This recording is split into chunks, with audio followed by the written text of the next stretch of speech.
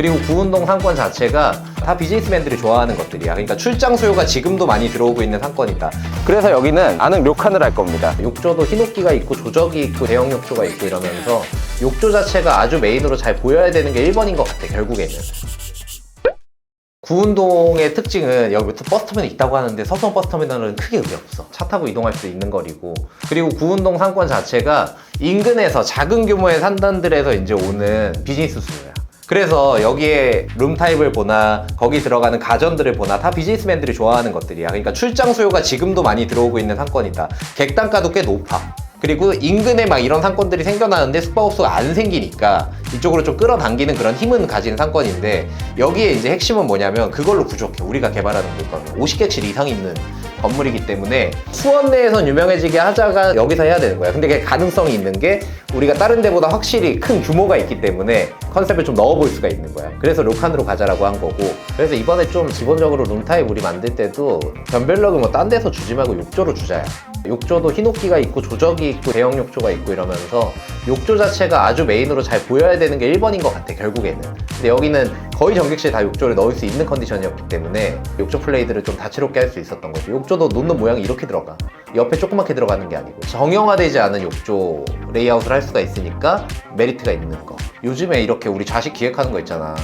저상형으로 들어가니? 저상으로 들어가요. 저상형 들어가지. 수원에 있는 유일한 료칸 포지션을 하기 위해선 요런 사진 하나 찍어놔도 진짜 료칸 들어간 느낌이 나야 돼. 공간도 넓으니까 이렇게 찍었을 때 화각도 넓으니까 한 번에 잡히는 거에서 뭔가 료칸스러움이 덜하고 이런 느낌이 들면 그만큼 뭔가 희석되는 거거든. 그거에서 핵심이 지금 가구 쪽에 있다. 애매하게 모던이 섞여있지 않았으면 좋겠는 게 내 마음이야. 료칸스러워지지 않으면 그만큼 프로젝트 매출 확률이 줄어든다 이렇게 생각하고 료칸처럼 조금만 이거 디벨롭 해줘. 수원은 우리 한 번 더 보자, 차주에. 오케이. 지금 보시면 대부분은 규모로 승부하고 모던함으로 또 있는 그런 이제 상권의 특징을 좀 갖고 있고, 그래서 여기는 아는 료칸을 할 겁니다. 그래서 수공간을 여기에서도 조금 더 확장을 하고, 저의 목표는 수원에서 데이트하는 그런 사람들이 수원 지역에 놀러 왔을 때는 구운동 전동 금방 넘어올 수 있거든요. 그런 분들이 좀 넘어올 만큼의 임팩트를 이번에는 저희 호텔에서 좀 제공을 하겠다, 이런 좀 생각으로 처음 호텔 계획을 시작을 했습니다. 생각보다 로비의 면적은 크진 않아요. 이런 주차 공간 때문에 대부분의 1층 면적은 필로티로 구조가 되어 있기 때문에 면적은 좀 작은 겁니다. 작지만 이 안에 저희가 여기 목욕 경험이 되게 강조되는 호텔이잖아요. 여기서 목욕과 관련된 용품들이 비치가 되어가지고 고객들에게 전달이 될 거고, 프론트 공간이 훨씬 더 호텔처럼 좀 위계를 갖춰줄 겁니다. 근데 이런 규모 있는 호텔들의 특징은 엘리베이터가 이렇게 2대가 있는 이런 케이스가 많이 있다는 거예요. 확실히 엘리베이터 2대가 있으니까 모텔보다도 조금 더 고급스러움이 그 자체로 있잖아요. 이 존 자체도 이번에 로비는 규모는 작지만 그래도 품격 있는 그런 호텔에 들어오는 그런 로비를 좀 만드는 게 이번 호텔 로비에서의 특징입니다. 구운동 상권이 지금 이 안에서의 어떤 내수 고객들이 유흥을 하다가 들어오는 상권 아니라 그랬잖아요. 그래서 우리는 결과적으로는 멀리서 좀 이렇게 데려와야 돼요, 고객들을. 기존의 이제 비즈니스 고객들하고 같이 이제 합쳐졌을 때 힘을 발휘하는 거라서 일부 객실은 이번에 통합 계획을 좀 갖고 있습니다. 근데 통합을 할 때 어떤 식으로 할 거냐면, 모텔이 원래 유통되지 않았던 자체 사이트나 아니면 네이버, 다른 OTA 사이트들, 스테이의 어떤 플랫폼들, 이런 걸 활용해서 판매할 거기 때문에 훨씬 더 미래 예약을 받는, 미리 예약 비중을 높이는 그런 방으로 포지셔닝을 한다 그러면 객실수 전체가 약간 줄 거고, 그 객실들은 열심히 회전율을 또 내면서 객단가 전략을 할 수가 있고, 이렇게 통합된 객실들은 저희가 다인 고객들이나 아니면 이런 스테이를 원하는 그런 고객들에게 다양한 플랫폼을 통해서 소개될 수가 있기 때문에 그 전략이 통하게 되면 전체 이 호텔의 수익률이 올라가면서도 회전율도 굉장히 잘 채워지는 그런 호텔을 만들 수 있다라고 보는 거고, 저는 요번에 여기를 아는 료칸으로 갈 거기 때문에 물을 쓰는 공간에 대해서 굉장히 임팩트를 줄 거예요. 이 방 하나가 그냥 다 욕실처럼 될 겁니다. 사우나도 있고 큰 탕도 있고 앉아서 샤워할 수 있는 료칸 문화를 즐길 수도 있는 그런 이제 컨텐츠들도 이 방에는 들어갈 겁니다. 그 다음에 나머지 방에는 자연스럽게 침실, 그 다음에 다이닝 할 수 있는 그런 공간, 이런 것들이 이루어져서 다인 고객들이나 가족 고객들이 와도 부족함이 없는 그런 이제 룸으로 만드는 게 저희가 일부 이번 호텔에서 만드는 객실들입니다. 리모델링 사람들이 할 때 벽을 칠하거나 아니면 외관을 좀 바꾸거나 이런 게 대부분이잖아요. 대표님은 대부분 어떤 현장에서는 통합을 또 많이 하시잖아요. 네네. 그 이유가 따로 있나요? 상권은 물 같거든요. 그러니까 항상 똑같지 않고요.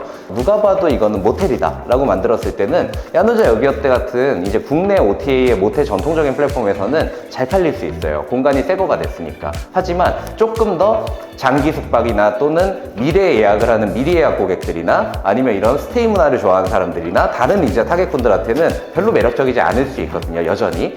그래서 이 사람들한테도 이 공간이 매력적이게끔 만들기 위해서 우리는 조금 더 다양한 시도와 다양한 매출원을 통해 가지고 한번 확보를 해보려는 거고, 상권과 여러 가지 수요 공급 변화에 따라서 그에 맞는 프로덕트를 만들기 위한 전략이라고 보시면 될 것 같습니다. 저희는 이번에 대부분 일반 객실에도 이 정도 위치에 전부 다 욕조가 들어가는 거거든요. 근데 우리가 목욕을 좀 강조하는 호텔이면서 료칸이나 온천 컨셉을 보여주는 그런 호텔이기 때문에 객실 타입의 변별력도 이번에 생각해 볼 필요가 있어요. 객실 타입의 구분을 욕조의 특징으로 잡은 경우도 있습니다. 예를 들어 저희가 스톤 디럭스 같은 룸들은 조정 욕조로 욕조가 되어 있고요. 약간 돌 느낌이 나는 그런 욕조를 만들 거고요. 그 다음에 히노키 디럭스 이런데 일부 히노키 욕조도 들어갈 거예요. 그래서 욕조도 좀 다양한 욕탕에서 내가 목욕을 해볼 수 있겠다, 그런 어떤 생각을 갖게끔 만드는 게 이번 호텔의 욕조의 좀 컨셉 포인트입니다. 사람들이 스파 하고 나서 마사지도 좀 받고 싶어 하는 사람들도 있을 것 같은데 마사지기도 들어오나요? 전객실에 마사지기가 들어가요. 이 정도 규모에서 즐길 수 있는 미니멀한 웰니스가 뭐냐, 이거를 좀 보여주는 게 이번 호텔의 특징이고요. 이런 것들이 어떻게 보면 비즈니스한테도 되게 잘 통할 수 있어요. 깔끔하게 정리된 거 그 이상의 새로운 경험을 또 할 수 있다 라고 한다면 충분히 올만한 메리트가 좀 있을 거고, 그래서 비즈니스 출장객들이 혼자 와도 이질감을 느끼지 않게끔 고급적인 호텔에 이런 어떤 갖춰진 그런 무드를 갖추는 것도 이번에는 되게 중요하게 생각하는 거예요. 그래서 여기는 너무 형형색색의 그런 컨셉추얼한 거는 지양하고 상당히 정적이고 스파 호텔의 위계를 갖춰줄 수 있는 그런 형태가 무엇일지에 대한 고민을 좀 많이 했어요.